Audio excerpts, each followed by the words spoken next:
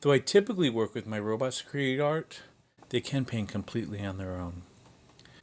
Here's a portrait I made with my son. Well, I'm not sure we can claim to have made it, because while many aesthetic decisions were made in its creation, few if any came from us.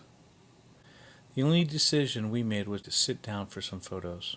From there, the AI began by picking its favorite photo and calculating an original composition. It did this by using OpenCV and the Viola Jones algorithms to find a face in each photo. If it couldn't find a face, it disregarded the image. It then attempted to find two eyes and a mouth using a horror cascade.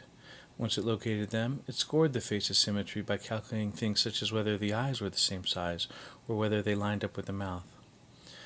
The robot would then pick from the top scoring photos and crop it according to the direction it thought the face was looking.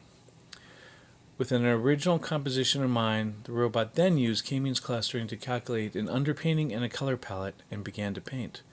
But not blindly. It decided what to paint by comparing a photo of the canvas to the image it was painting and concentrating on the areas that were most different. It did this over and over again with each stroke in a feedback loop, first for the underlayer, then for the full color palette. It also used a feedback loop to make one of the most important decisions for any piece of art, the decision that it was complete.